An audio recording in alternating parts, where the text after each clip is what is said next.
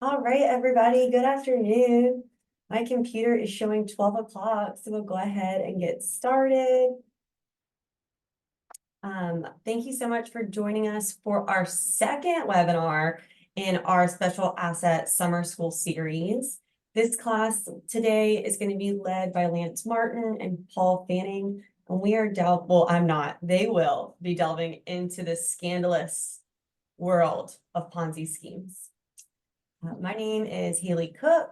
I'm the marketing coordinator of events and proposals at Word and Set. I'm the face behind the emails that you get, and I'll be your moderator this afternoon. Look, slide. Just a couple housekeeping items. If you have any issues with video or sound quality during this presentation, please reach out via the Zoom chat feature right here, and I'll try and troubleshoot with you. In addition, our speakers are happy to take questions during this webinar, and you can submit those through the Q&A box. And it will be addressed either at the conclusion, or sometimes they'll stop if it's relevant to the topic and they want to go ahead and address it right there. So your question will get answered. And then the other thing I wanted to show you guys is that if you missed part one, that's okay. I wanted to show you that you can access our previous webinars online. And in fact, we are recording this one, and in fact, it'll be available starting probably tomorrow morning. So you go over to webinars, past webinars, and it's right here. So if you missed it, do not feel bad. That was about surviving and thriving in Chapter 5, Bankruptcy.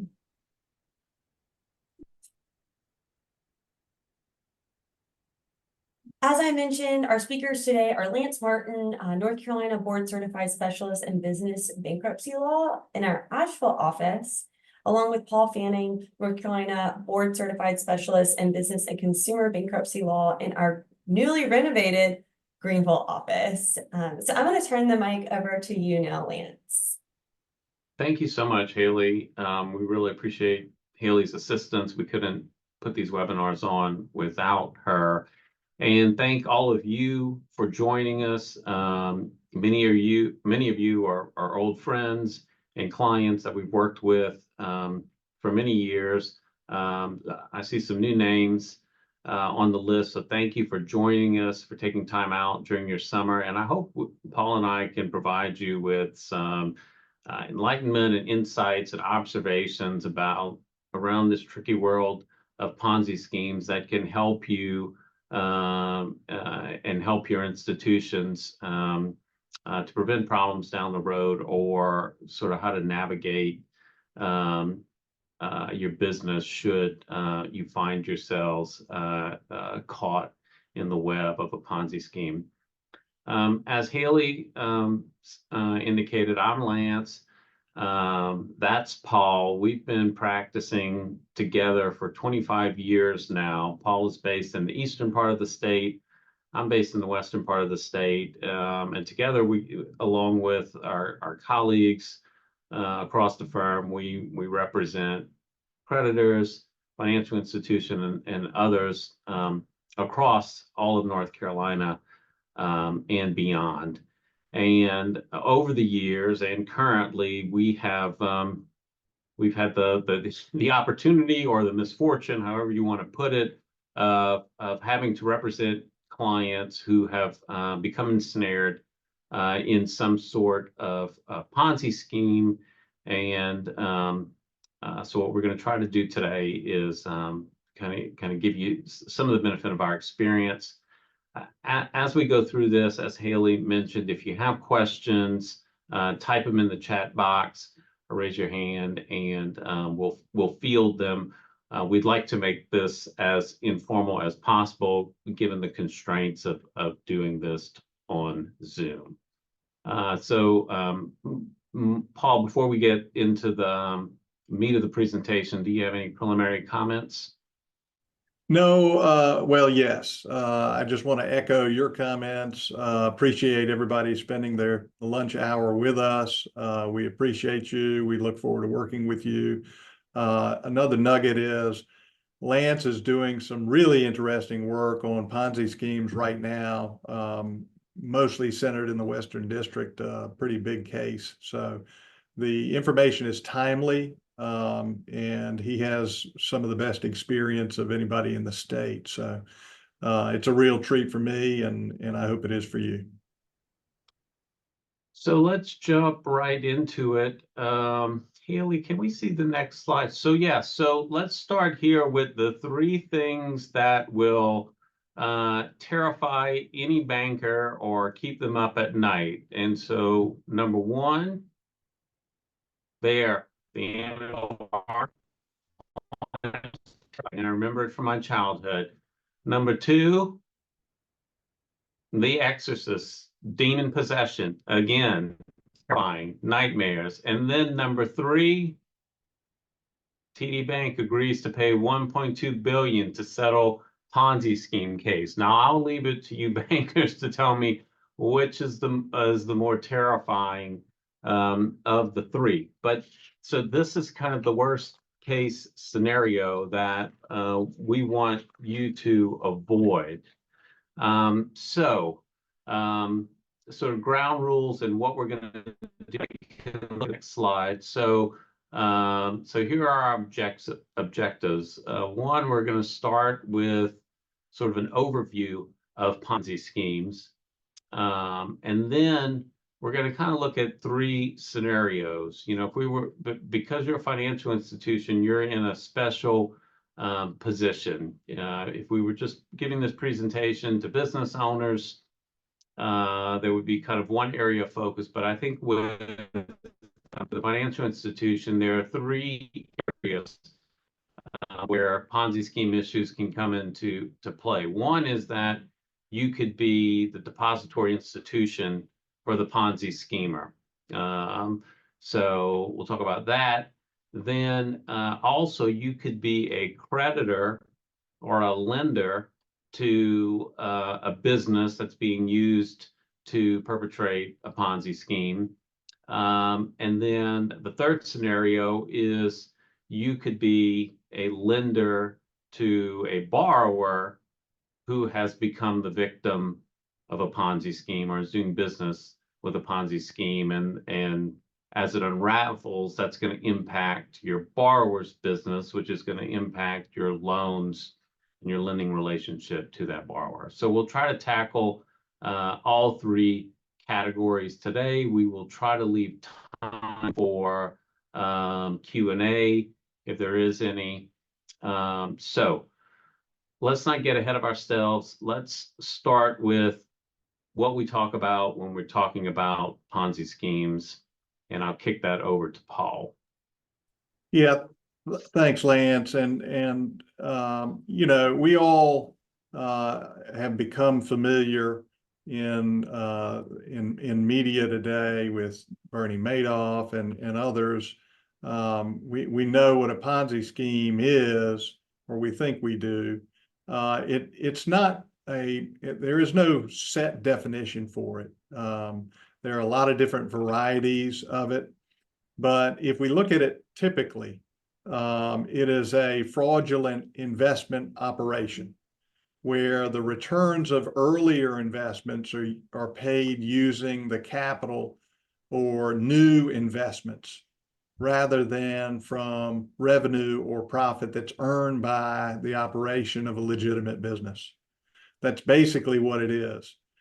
They typically collapse when the operator can't get new money in, can't dupe new investors to pay into the scheme, or it collapses when a lot of the investors cash out and then the money is no longer there. Next slide, please, Haley. So that's kind of a description of what it is. Here are some of the details that come along with it. You know, you typically have investments made. You know, they're coaxed into investing into some type of a scheme. It may be tied to a legitimate business, but very often the legitimate business doesn't operate successfully enough to create the revenues or the income that is being represented to the new investors. Little or no profits. The source, again, is new cash coming in from victims, and it's basically a pyramid scheme. Next slide, please. Very often it is coming from a swindler who has a position of legitimacy or power. Sometimes it's tied to a particular group, be it a religious group or a geographic group or a country. Or very often what we see is it's somebody hiding behind the cloak of the Lord's calling.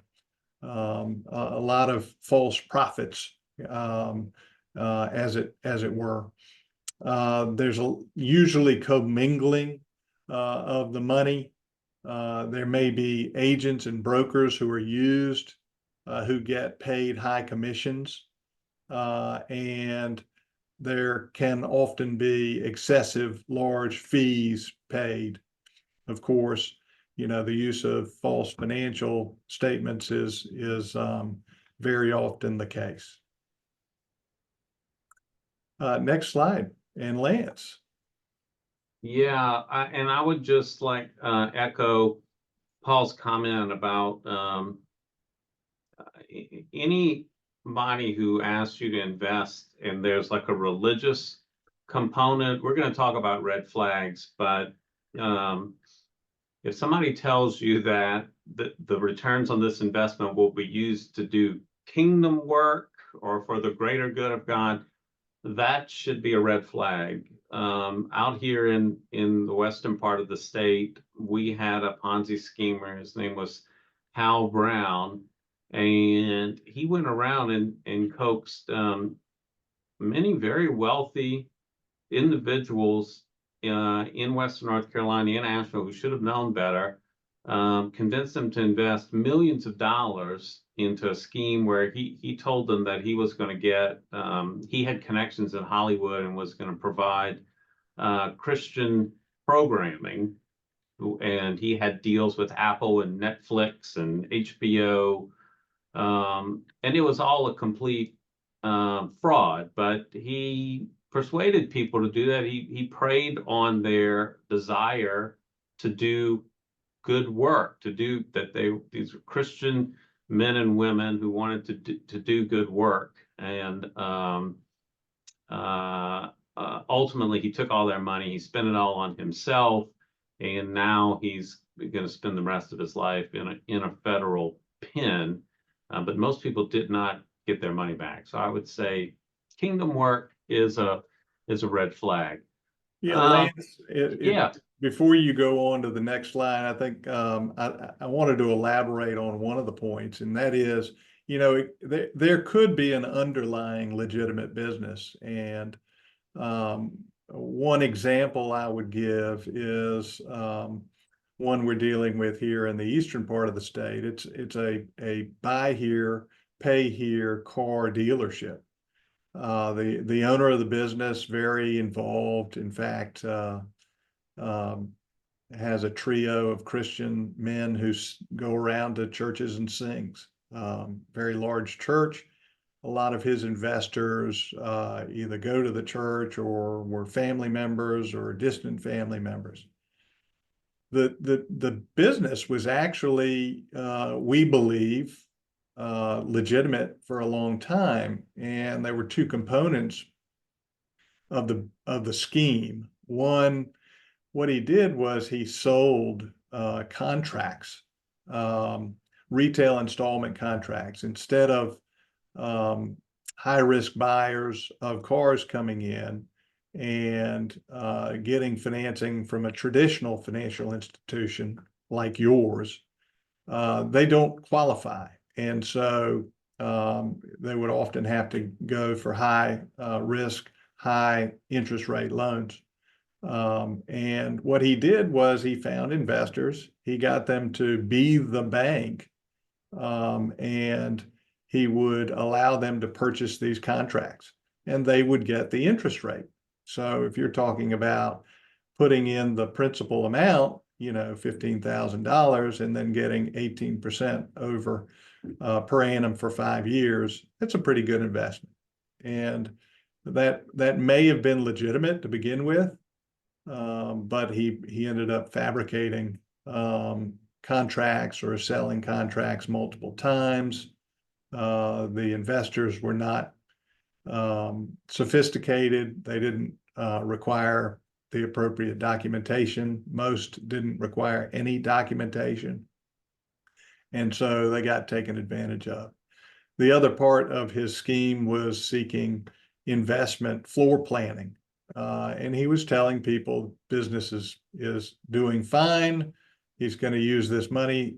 You, new victim, are going to be the only floor planner for this business, and the returns. He was taking in investments and at the same time handing back checks with a 10% increase, and asking, just hold these checks for 2 weeks, 3 weeks, 4 weeks. But then they'll be good because I will have turned this into, new cars and sold them. And you get an astronomical rate of interest. So another example of how this might work. Thanks, Lance. Thank you. Yeah, thank you, Paul. Yeah, I think that's an incredibly important point. In most Ponzi schemes, there's always going to be some legitimate business to give the scheme the veneer of legitimacy. So we'll talk about claims. A Ponzi scheme is discovered, and you've got victims and who want to get repaid. Okay, and so in most cases, unfortunately, there's no money around to pay victims. The money is gone. And so plaintiffs, bankruptcy trustees, state court receivers, and this is sort of the plaintiffs are the people who are going to be looking for sources of recovery, deep pockets. And a financial institution is the deepest of the deep pockets. I mean, you're a bank, you've got money. So, and like in the instance of bankruptcy trustees, most Ponzi schemes ultimately end up in bankruptcy in some sort of Chapter 7 proceeding. And if they don't, they might be in a state court receivership. And in North Carolina, that's basically bankruptcy in state court. We've got a very robust commercial receivership act now. And then a third component is usually aggrieved investors, victims will file their own lawsuits to try to get their money back before the bankruptcy is filed and they're stayed. And they will be looking, oftentimes they will be looking to the depository institution through which all the dirty money flowed as a potential source of recovery. And that's what they did against TD, or in TD Bank. I think it was a bankruptcy trustee who sued and litigated with TD for it seems like over a decade before that case was ultimately settled. So that's who might be coming after you for what. So the types of claims we see are breach of fiduciary duty, negligence, negligent misrepresentation, fraudulent transfers, and kind of aiding and abetting the bad acts of the Ponzi scheme company. Now, each one of these claims could be the subject of its own webinar, so we're not going to delve into each one in detail. as a general rule, you as a bank, you don't have any duties to the world. So like claims in tort, like negligence and aiding and abetting, those sorts of claims require a duty owed to somebody, and you generally don't owe a duty to anyone other than your customers, whether they are borrowers or depositors. And that's a contractual relationship. If you're lending money to a borrower, your relationship is governed by your loan documents. And if somebody's depositing money into your bank, the relationship is governed by the deposit account agreement. But intrepid trustees and receivers and plaintiffs' attorneys who are looking for money are not going to let that stop them. And again, like we're in North Carolina, but these types of cases could be brought anywhere. So different state laws may apply. Even if it's in a bankruptcy case, they may look to the underlying state law. So the elements could be different depending on which jurisdiction you're in. But sort of some of the common themes to think about is that, as a general rule, merely holding funds from a Ponzi scheme is not going to be enough to expose the bank to liability. That's not saying you might not get sued, but if all a plaintiff can establish in a lawsuit is that the Ponzi schemer had an account at your bank and there's nothing more, then at the first opportunity, a judge should toss the case out. What the courts are looking for are some sort of special relationship of trust or confidence between the bank and the third party, something that goes beyond borrower, lender, or depositor, depositee. Like on this slide, we titled it "The Official Bank of the Bernie Madoff Ponzi Scheme," for example. And it's like, the official bank of the Carolina Panthers. If a Ponzi schemer is going out and soliciting investments or other things with sort of the authorization and imprimatur of a particular bank, and they're sending out flyers or deck sheets and other information, and to make it look like, and the bank has approved that it's some sort of joint venture almost, then that's going to be problematic. People are going to say, well, I got this and it said such and such bank next to this business, and I thought I was dealing with the bank that I've always dealt with. I've had my accounts with them for decades. I figured it was safe because the bank was involved. That's the kind of thing that could take you out of, you don't owe any duty to the world if you don't have a contract with them, to a potential negligence or negligent misrepresentation issue that could survive a motion to dismiss, getting the lawsuit tossed out in its early stages. The other common theme is sort of actual knowledge. If somebody at the bank, and no bank is going to become aware that a Ponzi scheme is happening and say, well, we're generating so much in fees as this money's coming through, don't ask, don't tell. Nobody's, as an institution, that is just not going to happen. But if there's an individual or a loan officer, a couple of loan officers, or a department to whom it is advantageous personally that this continue to go on, and so they turn a blind eye, and that comes to light in the course of discovery, it's going to be really problematic for the bank. And there are defenses about your liability for employees if they're acting in the course of scope of their employment versus if they're engaged in a fraud with somebody who has a deposit relationship with you. There are defenses but you're embroiled in litigation at that point. So actual knowledge is going to be an issue, and connected with that, substantial assistance. You know, if you've got a rogue bank officer or officers who are sort of complicit, then it's going to be trouble for you.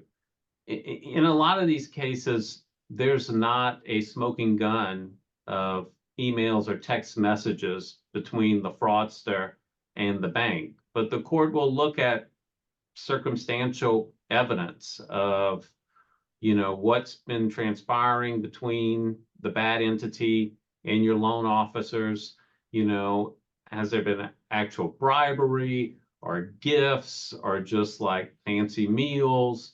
You know, taking them out on the yacht or bringing them to the beach house or sporting events, or just like whatever the compensation model. If you have a compensation model where there are commissions and things for new business, and the Ponzi schemer is generating lots of new business over a period of time for particular loan officers, that's the kind of thing the court can consider.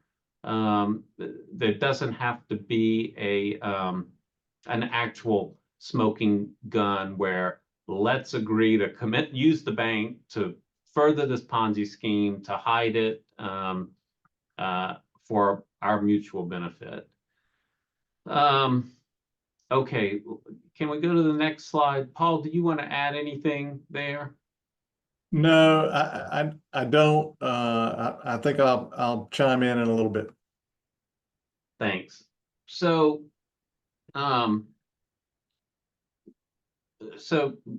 to sort of avoid that scenario before it's too late, it's all about trying to minimize risk.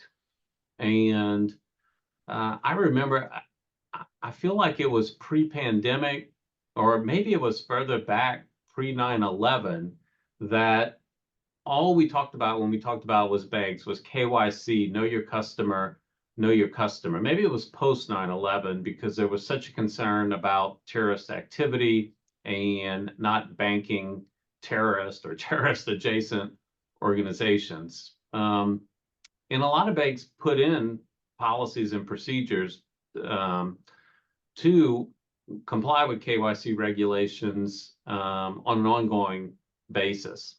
And I think it's kind of the same thing with Ponzi schemes, but it's a little more, I think there are things that your underwriting departments may be able to catch, red flags in financial statements and that you're getting from a business on an ongoing basis. But you know, if they just have the deposit relationship, maybe not, unless there's things that would cause you to flag withdrawals of money, suspicious activity report thresholds, that sort of things. So what I would say is that it's what I would encourage you to do is almost the simple things, like in almost all the Ponzi schemes we deal with, the money isn't going to the church like we talked about earlier. The money is being spent, and it's being spent on an excessively extravagant lifestyle. And in hindsight, if you ask, like, how high on the hog should you be living if you owned this business? There's always a huge disconnect between, you know, the amount of revenue that should be being generated by this business or this industry and how the Ponzi schemer is living. We have a big case in Charlotte right now, $200 million in victims. The Ponzi schemer, Mr. McGilloway, was the business was he was importing heavy machinery from Italy, called Merlot telehandlers and renting them and selling them. Well, he used that as a cover, and he did that legitimately for a few years and just kind of scraped by. You know, he made I mean, he made a little bit of a profit, but he just scraped by. And then he figured, well, if I just start making up serial numbers and convince people that all this equipment is coming across the ocean, and then I can sell it to people or lease it to people, and convince banks to do equipment financing for me with fake bills of lading and fake invoices. All of a sudden, I can buy an 8,000 square foot house in Waxhaw, North Carolina, and I can have a 7-bay garage.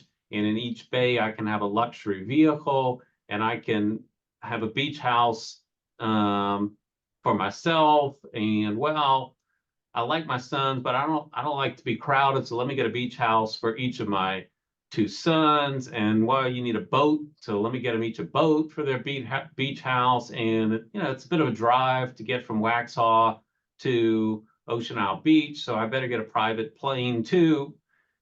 You know, and he's doing all of this when just a few years before, his net profit on an annual basis is a few $100,000.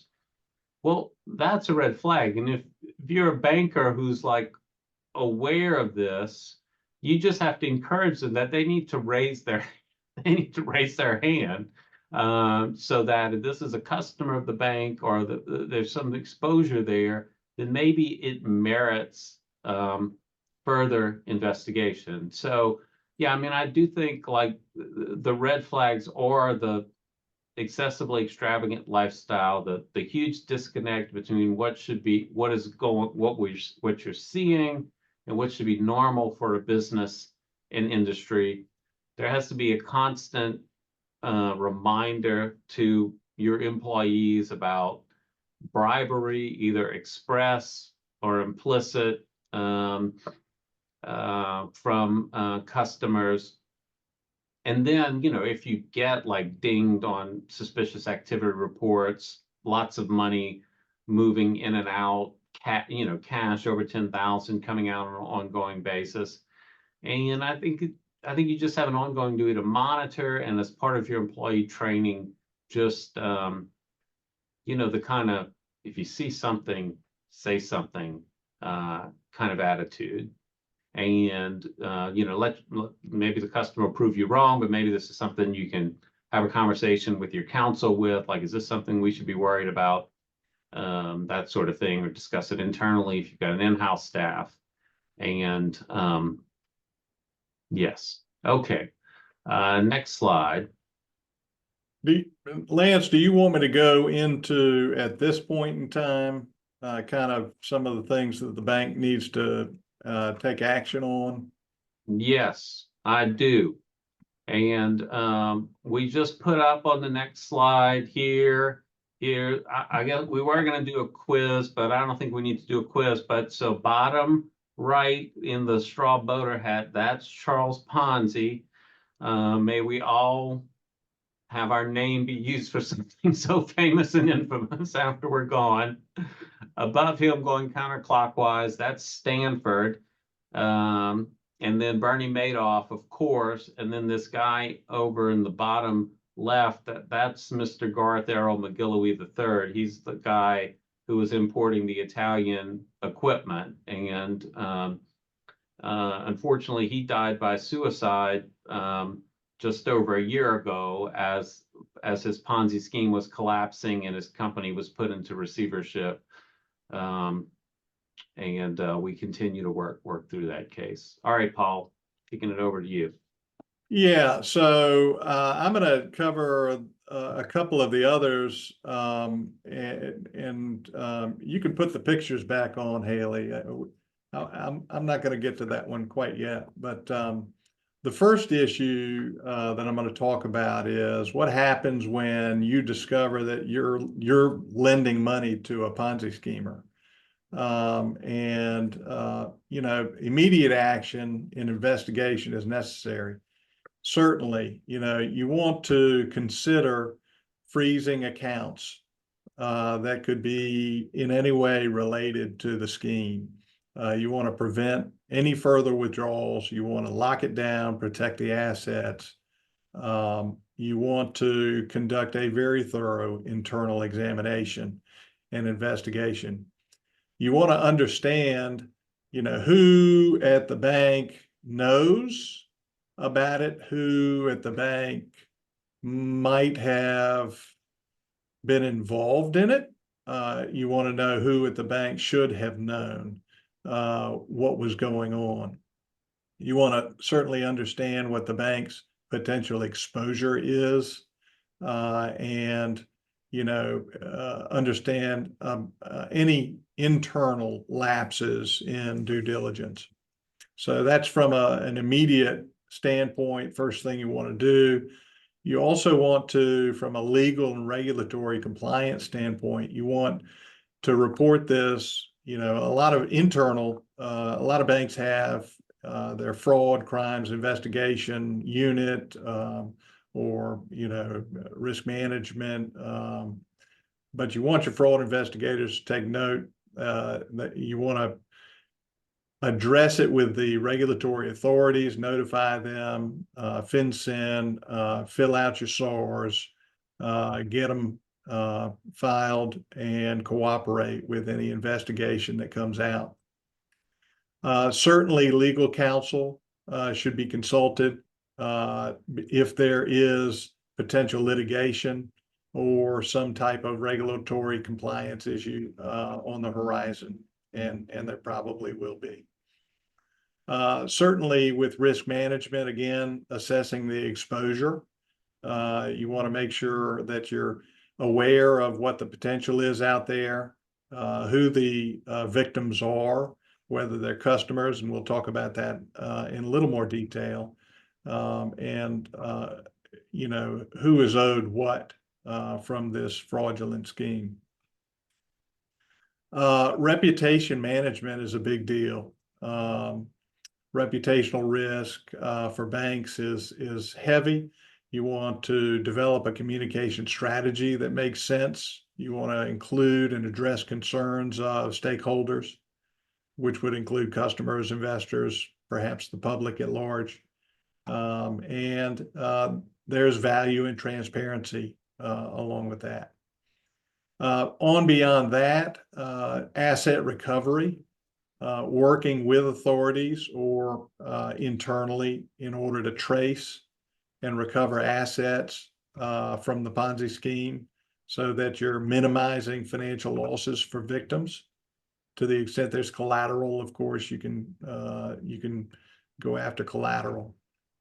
Beyond that, reviewing your policies and procedures, making sure that your employees are trained and that everybody's on the same page, looking for ways to recognize this earlier, making sure that it doesn't happen again.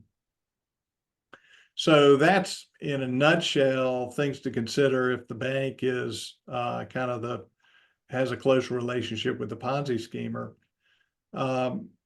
Not unrelated is what happens if one of your customers is a victim of a Ponzi scheme. Not dissimilar, reaching out, number one, reaching out to the customer about it, seizing any further investments or transactions, freezing accounts, perhaps, to allow an investigation to make sure no more of the customer's funds go to the scheme because they may not be recovered. Again, an internal investigation. You're analyzing all of the customer's accounts and transactions, making sure to differentiate between the legitimate ones and the ones that are caught up in the scheme. Monitoring a little more carefully throughout. Again, regulatory and legal compliance, just as I talked about earlier. And you may not be contractually obligated, but it's the right thing to do, providing your customer with some type of support to prevent the fraud from going on, working with them and the authorities to hold the Ponzi schemer accountable and collect as much money as you possibly can. Same thing with reputation management, policy review, procedures review, asset recovery, very similar considerations there. Now we can go to the next one, Haley. Thank you. And there we go. So what do you do? I mean, what's the play? And this isn't necessarily, this could be your customer. It could be the bank. The bank could be a victim in some way. The primary goal is to shut it down. You want to collect money, number one. You want to hold the fraudster accountable, number two. So how do you do that? Number one, and Lance talked about the concepts, but the first consideration is for your customer or any other victim. They want to get compensated. They want to get often blood from a turnip, but their recourse is a legal one. Number one, you're reaching out to the authorities, and we'll talk a little bit about that in the next slide. But in this one, from a civil standpoint, a lawsuit, a collection lawsuit, a race to the courthouse, getting a restraining order, getting an injunction in place, and making sure that at least the fraud stops. Stop the musical chairs kind of comes to mind there. Beyond that, Lance mentioned receiverships. Receivership, taking a hold of the business that is the legitimate business, making sure that somebody else is put in that role of the fraudster, making sure the books and records don't go anywhere, they're preserved, and just making sure it stops. Yes. Hey, Paul, I can't hear you. Lance, can you hear Paul? Yes, I can hear him. Okay. I hope this might be my problem. So receivership could be an avenue to pursue. Another avenue might be a bankruptcy case. There's an involuntary bankruptcy procedure that you can employ. It can be against a company, it can be against an individual. Typically, it is where the company or the fraudster resides or does business. It only takes 3 creditors filing a petition for bankruptcy. There is a risk if it turns out that it was wrongful or in bad faith. You can be penalized for that. But when you've got a Ponzi scheme, you're on beyond that.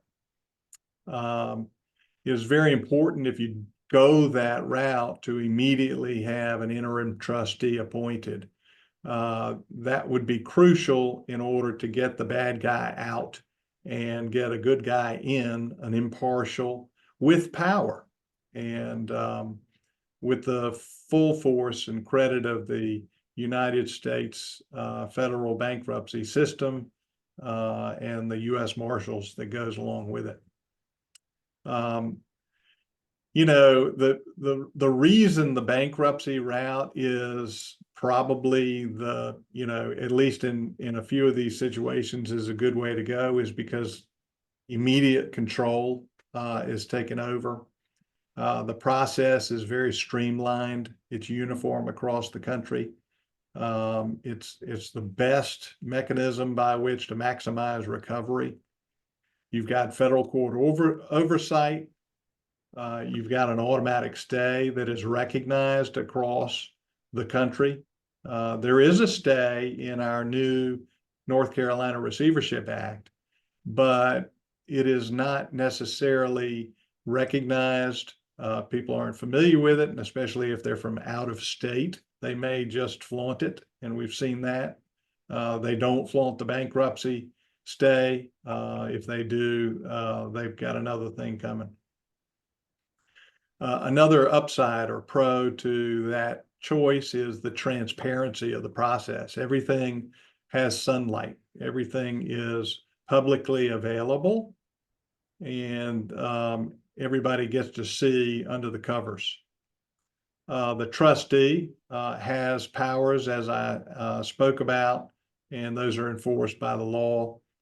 Another positive is equal treatment of claimants.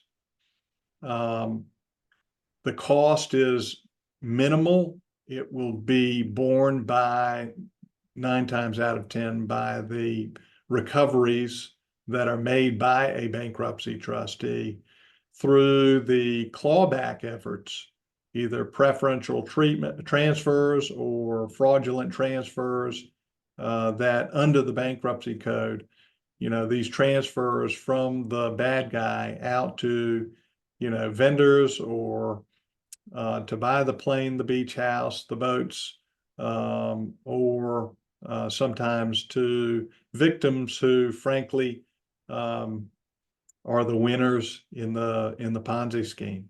The equal treatment of creditors is a big plus in the bankruptcy system. It also, the trustee has investigative powers. He can subpoena banks, as I'm sure you all know. He can get his hands on information swiftly and easily, and it's a powerful tool. And of course, we talked about the automatic stay, but there is the availability of other injunctive relief there. Another good thing about bankruptcy is you got one judge who's in charge of the case from start to finish. You're not having to go into a state court where you might get a different judge every time, and you have to educate that judge on receivership law or injunctions, or they may not understand the concept as well. Bankruptcy judges do it every day. And the bankruptcy process also makes it very easy to refer to the federal authorities. Often a referral to the U.S. attorney will get the investigation rolling and advanced quicker than going to the local sheriff or the police department. And depending on the community, they're just not equipped. They don't have the manpower, they don't have the experience or expertise to deal with these complex, fraudulent financial crimes. Another benefit to bankruptcy that you may not know is petitioning creditors. You need 3, and they have to have good claims, but they can petition the court, and they're entitled to get their legal fees and expenses paid as an administrative claim off the top. They have to meet the requirements in the bankruptcy code, but that is at least an incentive to be a part of the petitioning creditor class. If I could just jump in here, Paul, I mean, those are all excellent points. I will say that special assets officers, you like certainty, and like you kind of know your playbook. If it's a real estate secured loan and there's a default, we can't work it out, then we're going to start the foreclosure process. Or if there's personal property collateral, we're going to repossess it. We'll decide if we want to do a claim and delivery or not. That is rarely the case when Ponzi schemes come to light. When the dam breaks, and it usually breaks because 1 or 2 victims just get fed up with being strung along, and they go to the local authorities or they file a lawsuit. When the dam breaks, you don't have the benefit of having all the information. There's limited information that's trickling in, and it sort of compounds day by day. So it's fluid and it's uncertain. And it's absolutely critical during those times that you are in constant communication with your in-house counsel, or if you've retained a law firm to help you. I'll give you an example. In the Hal Brown case, we represented some victims, and they had made a $5 million investment, and then maybe 3 days later, they learned that other people had gone to the authorities and said this was all a Ponzi scheme. And they came to us on a Friday and said, "Oh my God, can we get money? What do we do?" And the first thing we did was we saw where they wired the money to a bank. And I've spent my career representing banks, so I'm not proud of this, but I immediately contacted the bank and prepared a letter simultaneously and said, you've got to freeze those funds. And if you don't, we're coming after you. You are being put on notice that you are dealing with a Ponzi scheme. Those are stolen funds, and you've got to freeze them. And of course, I said it nicer and said, you have authority under your deposit account agreement to do this because you've been alerted. I hadn't read their agreement, but and I said, you freeze it so the money doesn't disappear over the weekend. And then on Monday, I will give you the cover you need in the form of a court order. They did freeze those funds. We did go into court on Monday morning. We did get a temporary restraining order directed to the bank to put that on hold. Ultimately, that money came back to our clients. They were one of the few people that got out whole. Now, if I'm the bank, what if you had a loan to the Ponzi schemer? So you arguably may have a set-off right, because your loan's in default. Do you want to just take that money and say, go pound sand, I'm just going to set off my account? Maybe, I don't know. I guess it depends on how aggressive you want to be in your litigation strategy. Maybe not. My point is, it's a very fluid process, and it's absolutely critical that you give it the attention it deserves and understand that it's going to take some time. Ultimately, if you're just a deposit bank with no exposure for personal liability, or you just made a loan and you're either a secured or unsecured creditor, the court's going to protect you. The funds are either going to be maintained at your institution, or they're going to go into the bankruptcy estate, and then the ultimate disposition of them will be done pursuant to motions and notice and the opportunity for you to be heard in court to determine, who's entitled to the funds and when, and you won't have to do anything other than what the court tells you to do. Paul, I see we've got about 6 or 7 minutes left. I'll kick it back to you. Yeah, no, that's a great point. And I think the important point there is protecting the status quo. Under your deposit account agreements, we've read dozens and written a few, and you have almost limitless right to freeze accounts while you investigate. So something to consider. The next slide, please. Let's talk about criminal activity.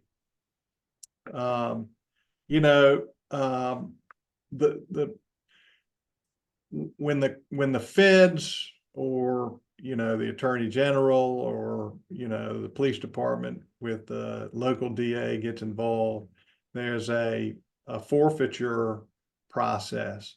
So they're suing to penalize the wrongdoer, to make sure that they are held accountable for whatever crime they've committed. But there's also a component of forfeiture that's different from a claim that you might have. You might be contractually entitled to a legal balance, or you might have a proof of claim in a bankruptcy case. But civil forfeiture looks at the net of your loss. And same with kind of victim identification and restitution. The victims here have to provide the the authorities with the factual background to be able to prosecute the crime, to develop the grounds for a legitimate indictment. And when the feds are involved, they're not going to bring an indictment unless they really have a case. And they're really looking for original documentation. They're looking for folks who make good witnesses. They want mail. They really want mail because that brings in mail fraud. Financial institutions, wire fraud.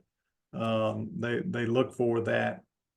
And I put in a note that there is a nice collaboration between bankruptcy trustees and the attorney's office, but they're also fighting over the same pot of money and trying to recover for creditors. So I think, Lance, you might have something to add on that. Yeah, I mean, only that the takeaway from there is that the unraveling and resolution of these cases takes a really long time. And if there's a criminal component and a bankruptcy component, there's a bit of a turf war between what's going to be forfeited on the criminal side versus what's in the bankruptcy estate. Sometimes the U.S. Attorney's Office and the trustee are in lockstep, and sometimes they're at loggerheads. Either way, it's a lengthy process. And I will say that the prospects for recovery in these cases are always grim.